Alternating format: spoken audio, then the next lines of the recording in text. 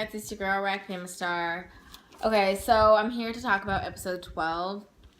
And if something like crucial happened in the first 5 minutes, I'm sorry. I missed it because once again, I was watching Pokemon and I thought the episode started at 8. So I was watching it at like 6 something and the episode was like almost over. And I was like, well, let me check to see if Big Brother started. I checked and it was already playing. So, well, sorry about that. But when I chimed in, Natalie was sad, of course, that Bronte was gone. And Bridget was like, I'm sad that my friend went home on my HOH. And that's like telling of this twist that is happening because no one's like friend per se has gone home of the person's HOH. It's normally been like 3 nominees that they don't really care which one goes home, or the 2 people that it's between. It's either one. It doesn't matter which one goes home. So it kind of does suck that, yeah, Bridget, on your HOH, you had no control over that person that went home. And it's because Frank, your closest ally, put her up. So, all right, let's continue on. So Frank and Davon had an argument off of what Tiffany, I have here what Tiffany told Frank, but no, Tiffany told Davon, and then Davon told Frank, and then it got back, and it was just like an arguing moment. Frank blew up at Davon, and then they kind of like walked away because she was just like, Davon was like, dang, I did tell this stuff, but now I gotta do damage control. So they talked later, and Davon basically just did the damage control so she wouldn't be like such a big target of, going home just because they had the argument. And that's how she went home on her first season, is because she had that argument with Clay. Sorry, trying to think of his name. And then she became a target. So they kind of like not really patched things up. They were talking about like, why am I a target? Why am I a target? And it's just like, I don't see why people get so mad that you're someone's target. That kind of sucks that you're someone's target, but all of you have to go home eventually, but one person, you eventually have to get evicted, but one person. So it's just kind of like, whatever, I mean, maybe it's different from when you get in there because your whole life is the game, but I don't know. Polly was saying that Tiffany, I almost forgot that Polly was HOH, like, even though I like totally knew it, I don't know. But Polly said that Tiffany is his target and he's gonna do anything to get her sent home, blah blah blah. The group that evicted Tiffany, plus James, was kind of not evicted Tiffany. The group that kept Tiffany, plus James, was kind of like second guessing their decision to keep her. Because she's such a loose cannon, and yeah, they did it to spite Frank, and I see why they did it, and I was kind of glad that they did do it, because it's just like, why keep empowering Frank? Why keep giving him what he wants? And, like, they're just sitting back and doing it. So I see why they did it, but then again, it's kind of like, maybe you should have just did it, Maybe Frank kind of knew best in this situation. I don't know. Okay, this next part, I kind of felt really bad about Tiffany about this. So it's, I guess every time Tiffany comes into a room, people leave or they stop talking. And it's just like, I understand if you don't want to talk to her about certain things because she is really sensitive and like doesn't handle information well. You don't know, like the fact that she could blow up your game because she's so emotional. I understand that, but I think instead of not saying anything or making it really obvious and leaving the room, try to talk to her about something, because I can kind of see what she's saying. I can see where she's coming from. It does suck when people like stop talking to you or stop, you know, they don't say anything. You're trying to like, hey, so what do you guys think about this? And it's nothing. So I did feel bad about her, and she's very hurt by it. And she talks to Natalie, and first I was like, why is she talking to Natalie? I mean, and then maybe, but thing is, you know what? They do this stuff out of order. It's not like this happened like, you know, right away, and they show the stuff on the show out of order from when it appears in the show, you know. So I'm guessing that she talked to Natalie because I'm gonna say this later on. Actually, I'll skip this for now. But she's talking to Natalie. She's it's more like a cry, and Natalie's trying to comfort her. She's like, no, you know, like I'm a girl. You need to get together before you're evicted, you know.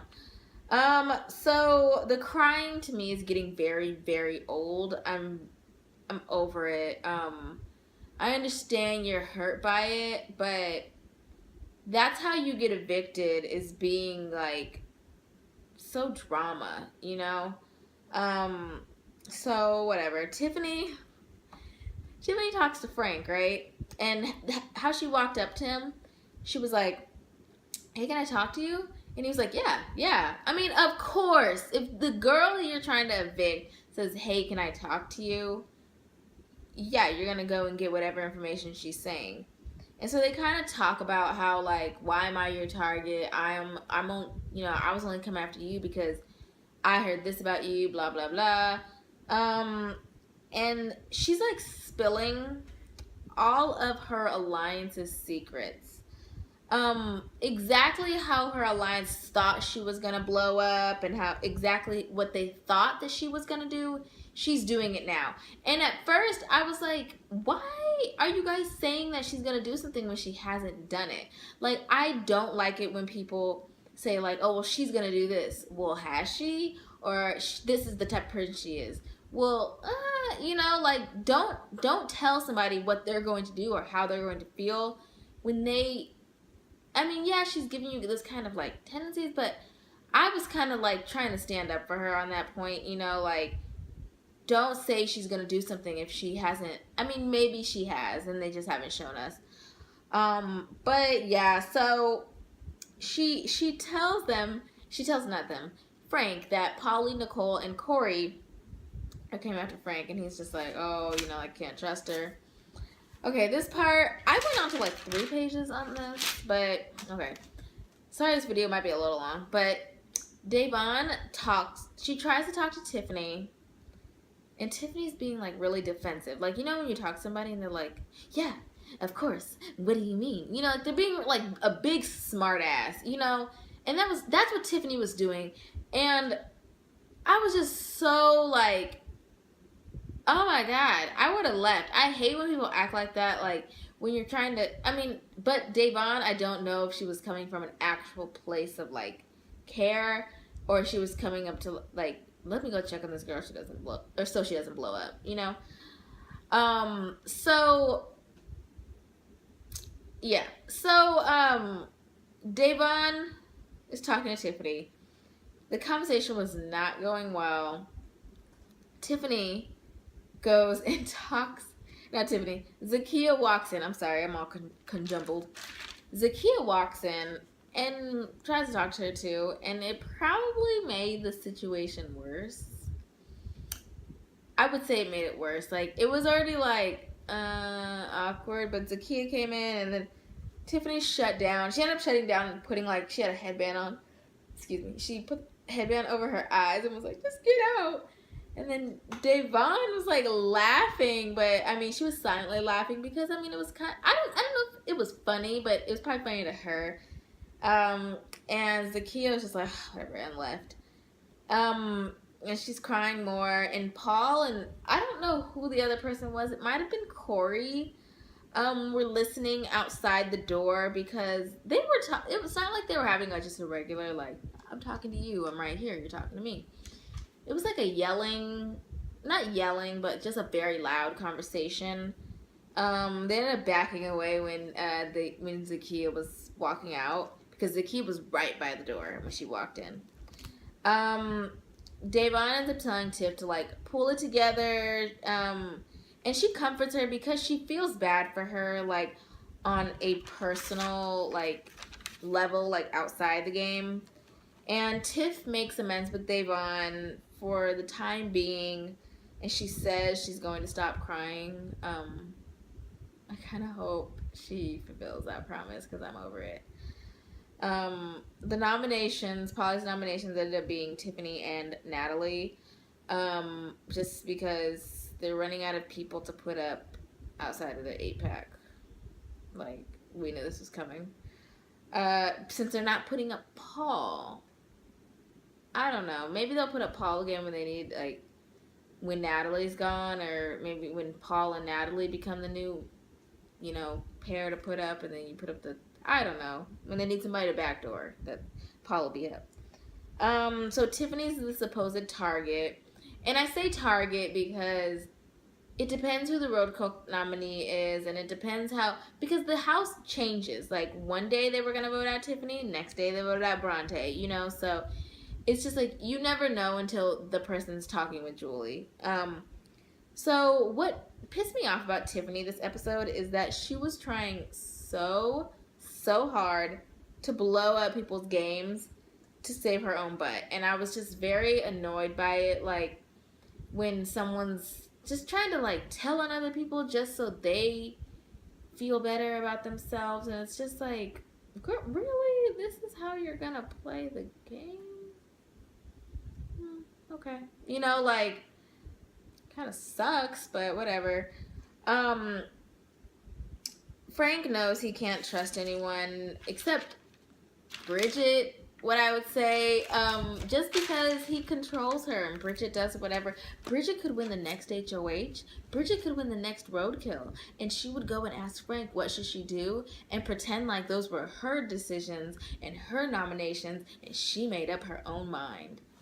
Anyways, so the Roadkill competition was called Gasping for Air. Once again, everybody played. I think they should, like, put a thing in there that the Roadkill winner can't play the next time.